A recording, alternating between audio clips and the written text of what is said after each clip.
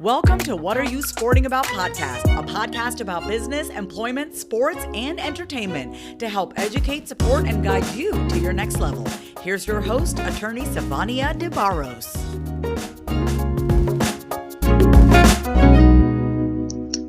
Hello, everybody. I'm back with another episode of What Are You Sporting About?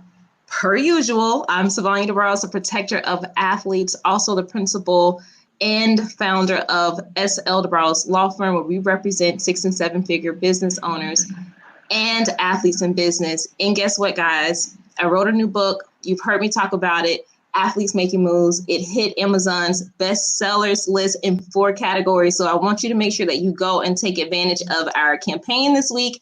Only 99 cents for the Kindle version. You can get that on Amazon by searching Athletes Making Moves. To stay in contact with us, make sure that you follow and subscribe to our podcast and check out the website at prosportlawyer.com. So today, Mr. and Dr. Raidbard is here joining me, and I'm so excited to speak with him today. So Dr. Raidbard has a PhD in leadership skills. He's also a fellow author. He wrote the book Lead Like a Pro, where he helps inform coaches about leadership practice and teaches them how to be more intentional and effective leaders. And God knows we need more people like that. Right now, he's serving as an executive senior associate athletic director for administration, compliance, and student athlete success at the University of Hartford. Welcome to the podcast, Doc. Thanks so much for having me. Really excited to be here. I'm so glad that you found time to come and talk with us and that you actually want to be on this podcast. So I'm always looking for individuals who can impart some form of knowledge, tools to our audience so that they can go and operate in their lives in a way that will help them to attain the success that they desire for themselves. So let's jump into it. I want to ask you really quickly, what are you sporting about mean to you? Yeah, to me, it's about all the conversations, all of the kind of issues, topics surrounding sports that are meaningful to athletes and to student athletes. That was one of the reasons why I reached out and wanted to come on the show. I felt like we had so much in common. We just approached it from two different ways, and I felt like the intersection of that was going to be really interesting to talk about. So, what I'm sporting about a lot is leadership practice and helping coaches be more successful leaders so that they can better lead and mentor and grow and develop their student athletes. And I felt like the intersection of that with what you're sporting about was going to be a really great conversation. I love it. And I think, if I was to pull my what are you sporting about down into one category, I would probably say education the most, because even as a legal representative and as a speaker, I think education is the one thing that I know I do a lot of, and so even in a way, I feel like what you're doing is education as well, because people have to understand things from a different perspective so that they can grow and develop and be the leaders that we know that they can be, right? Yeah, absolutely. I think without that mentoring and that kind of leadership development from coaches, it's hard for athletes to reach their full potential and also really feel safe and supported. So tell me, what is maybe a common problem that you've seen amongst coaches that has resulted in bad leadership skills, whether they kind of realize it or don't? Yeah, one of the main inspirations for me writing the book was just conducting research on athletic coach leadership practice and realizing that there was a large leadership gap between the leadership style coaches thought they were practicing and what they're actually practicing. And to me, what that kind of boiled down to was just, a lack of foundational leadership knowledge and the tools to practice the best leadership styles for them. And, the coaches that I talk to, that I work with, that I observed, they want to practice the right leadership style. They want to be great leaders for their teams, but they don't necessarily know how. They don't have all those tools. So that was a big inspiration for me to write the book as a resource for those coaches to kind of build their leadership practice so that they can be more effective leaders. Now, Lead Like a Pro. Tell us actually, where can we go and purchase this book? It's on Amazon, Barnes and Noble, anywhere you buy books, it is there. Okay. So primarily you wrote this book for coaches, but does this book, or can it speak to anyone other than coaches? So, I think the framework is coaches, but, for me, a big part of my leadership development is reading leadership and reading a lot of different perspectives. I read a lot of books related to leadership that have nothing to do with sports, just because I want to find out what are other successful leaders doing in other professions and in other areas of life. So to me, I think it's that balance. I think, I wrote the book for coaches at all levels of sports, but I think, any profession that you're in where you're leading people, which is most professions, I think it'd be a great resource for you just to get a different perspective. And I think you'll be able to pull some things out of it that'll be helpful as well. Yeah, I definitely agree. Because one thing I always think about is if you are imparting any form of knowledge in anyone's life, you're somewhat like a coach. And I think we say coach in the sense of athleticism, but there's so many different coaches. And if you find yourself stepping into a coaching role, whether it's in athletics or something different, let's just say business, for example, what are you doing as the coach, the leader, to make sure that the people you are serving truly gets the message, that they understand how to implement these particular leadership qualities and issues that they may have trouble trying to overcome, or teaching their subjects how to overcome them. So I do agree that there's value that a lot of people can get out of this, whether you are an athletic coach or not. So you were also a basketball coach, a college basketball coach, and you've gotten a doctorate. I don't see that a lot. I could be wrong, but I don't see that a lot. Tell me a little bit about that transition, because we see so many different athletes who are trying to find their way, or they're having difficulty transitioning into different things. So I want to know how you transition from a coach to getting a doctorate, and now in this role of athletics administration.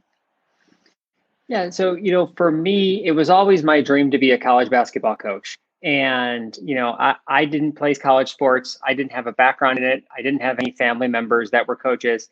So I was really fortunate to break into college coaching and to be able to do it for 12 years. But I'm also somebody who is willing to try different things to figure out whether, they're going to be right for me. And sometimes they are, and sometimes they aren't. And I had thought about going back to school while I was coaching for a while because I had gotten my master's in education leadership. And I felt like maybe there was more there to explore. And, just one of those things where you eventually take the leap, you apply, you take the GRE again, and you start going down that path, and you get excited about it. The pieces start falling into place, and timing is such a big part of it. But, I'm always somebody who believes in trying things that are new, different, scary. And then I just really believe in, and I could speak to college coaching and administration, you got to do things to make yourself different.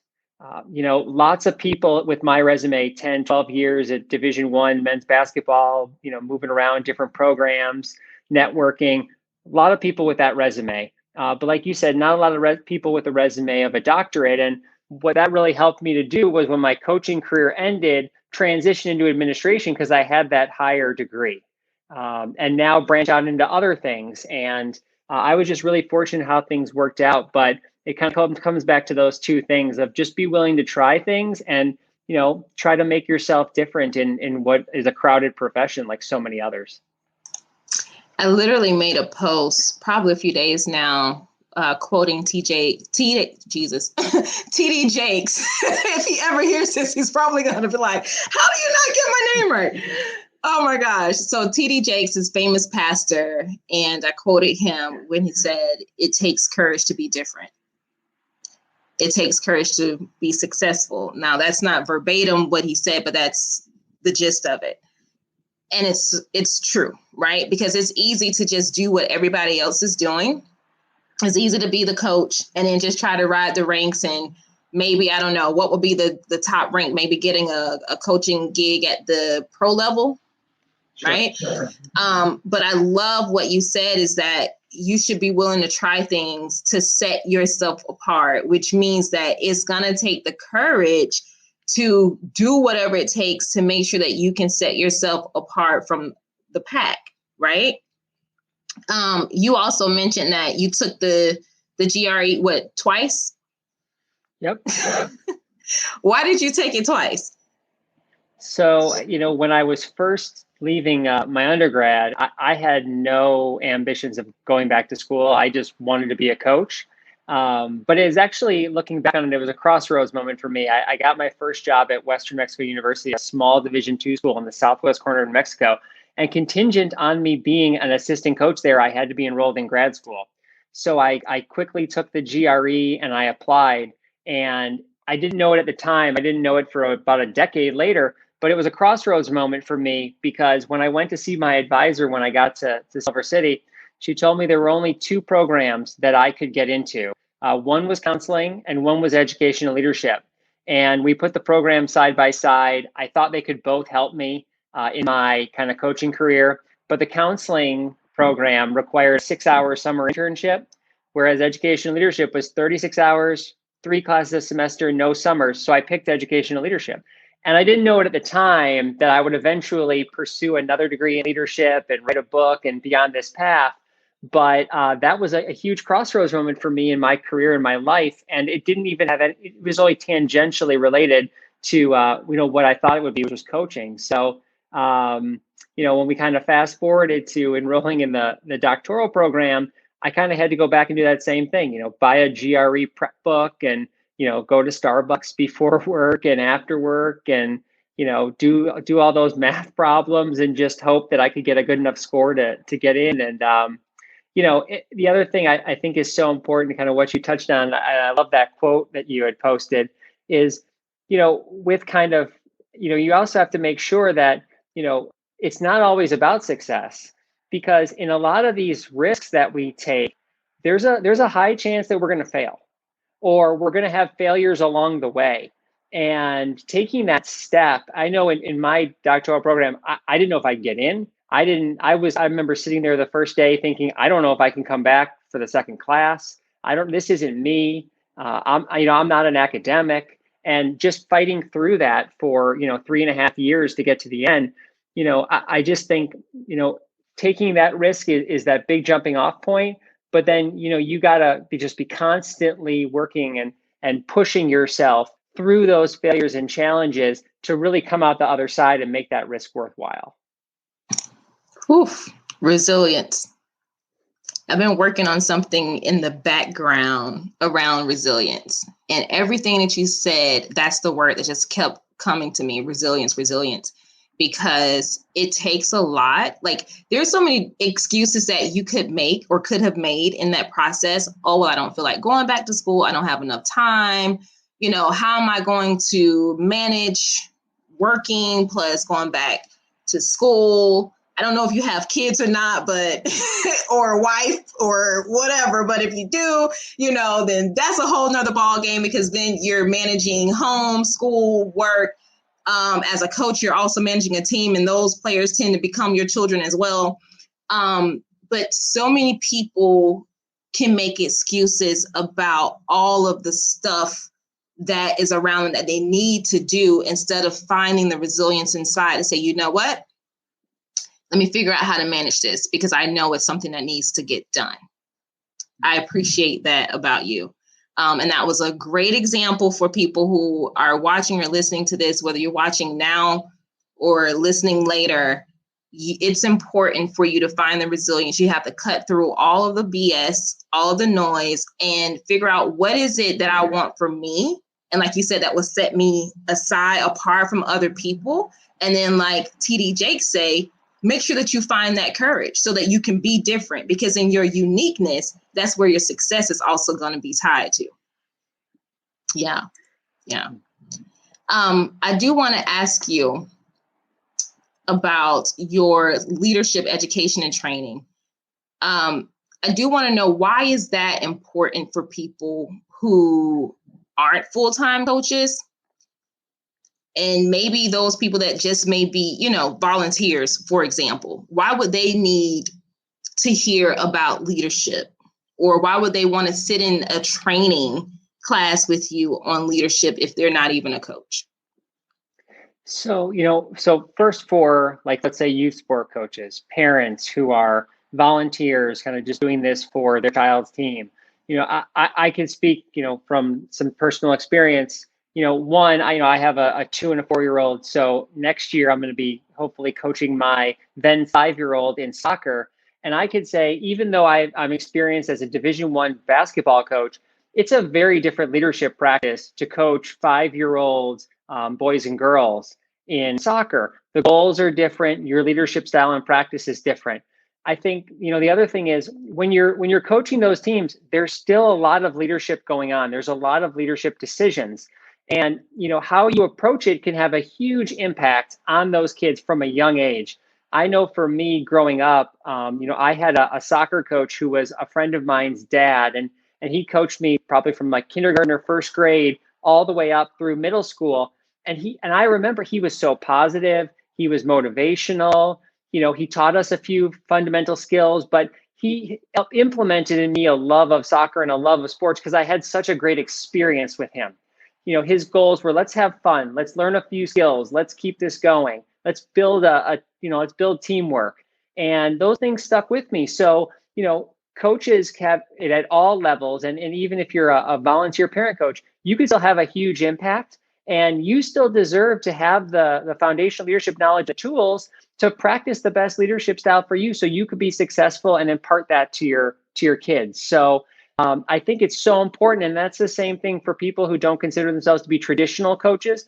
Like you said, and it's such an amazing point, everybody is a coach, whether it pertains to athletics or not. And, I know in my role now with my team, I use a lot of those same leadership behaviors that I did when I was coaching athletes, but then I also have adapted some other ones because I'm not necessarily coaching 18 to 22-year-old athletes, and I'm trying to motivate them in a different way. So it's really all applicable. It's just about, taking that step to, really believe you're a leader, and then, getting you some resources so you could be more successful. I love it. Love it, love it, love it. I want to ask you something about what you put in your app for this podcast. You said that I always follow my dreams. And I don't know if you're familiar with my first book, What Are You Sporting About? And that inspired this podcast. That book is all about dreams. And one thing I notice a lot is that people kind of get busy with life and forget about their dreams. And then it just becomes something of the past. How do you find the courage to continue following your dreams? And do your dreams look like what you thought they were, let's say 15, 20 years ago? Yeah, I think my dreams have changed along the way. And I also think that my understanding of what dreams are has changed. So, my dream when I got into college coaching, I thought I was going to be the next great college coach. I was going to be the next John Wooden, the next Mike Krzyzewski. I was going to do this, for 50 years and then retire, and that would be it. That's not how things worked out for me. That doesn't mean I didn't fulfill my dream. I got to be a college basketball coach for 12 years. So it's understanding what that means. And then also understanding that your dreams change, your dreams adapt. When I was leaving college coaching, that was really difficult for me. But I really looked inwardly and said, what is it about college coaching that really drew me to it? I love basketball and I love winning, but what am I really going to miss the most? And when I took a step back from it, I realized it was the relationships with my players and the coaches. It was the team atmosphere, and it was being able to affect positive change on their lives. And I said, what are other ways I can do that? Well, I can do that through administration, and I can do that through leadership training. I can do that through writing a book. I could affect more people. It might be a little less direct, but I can still do those same things. So I'm still living a version of my dream. But I think it's so important to kind of really look at what are those aspects of your dream that drew you to it in the first place, and then kind of be willing to go from there. Amazing advice. Amazing advice. So I think that's a good place to re-encourage people that your dreams don't have to be over, right? But the older we become, the more wiser I hope we also become, where we can notice whether our dreams have changed or if it's just, let me back up, because I think sometimes there's a difference between knowing our dreams have changed or just saying, I can't do that, so my dream has to change, right? So you said something, I know I'm living a version of my dreams.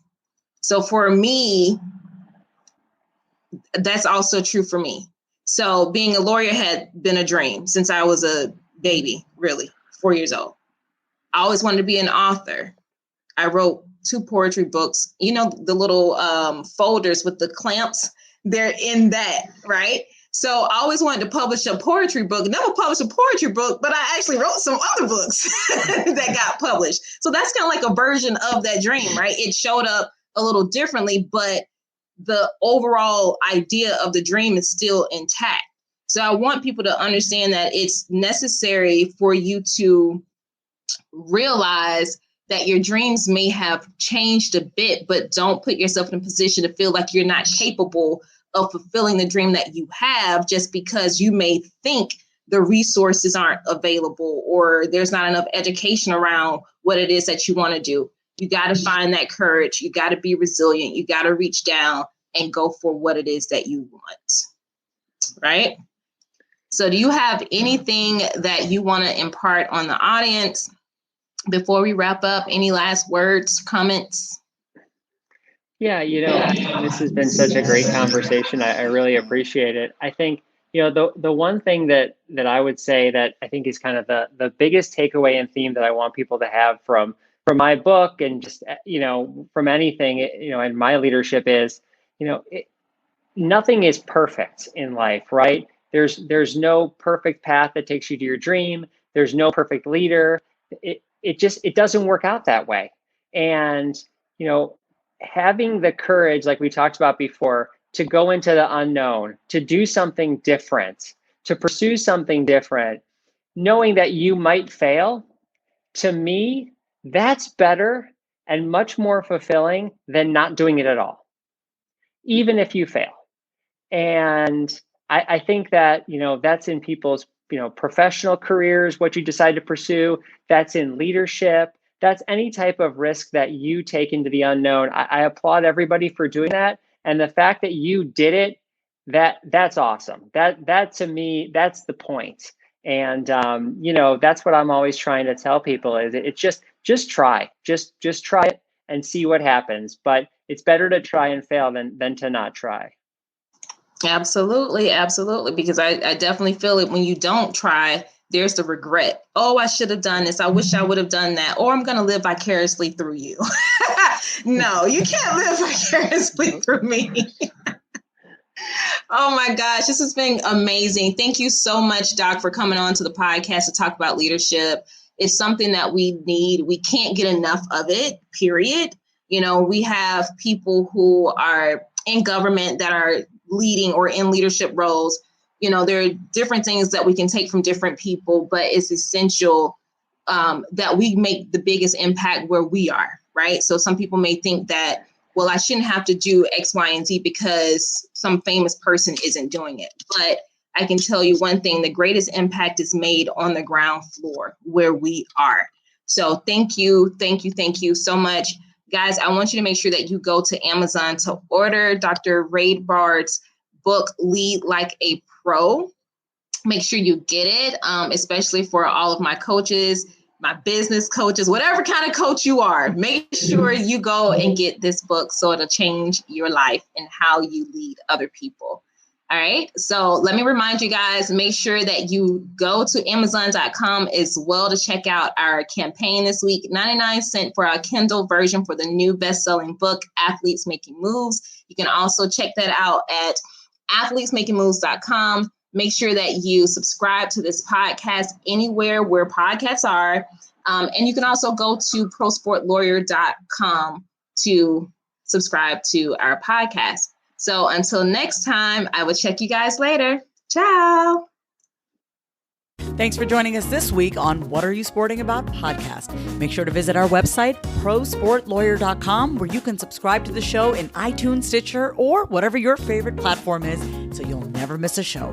And while you're at it, if you found value in the show, we'd appreciate a rating on iTunes or iHeartRadio. Or if you'd simply tell a friend about the show, that would help us out too. If you like the show, you might want to check out our book, What Are You Sporting About? Attorney Sivonnia DeBarros is available for private consulting at sldebarros.com. And remember, we're here to educate, support, and guide you in your journey to success, because we're all sporting about something.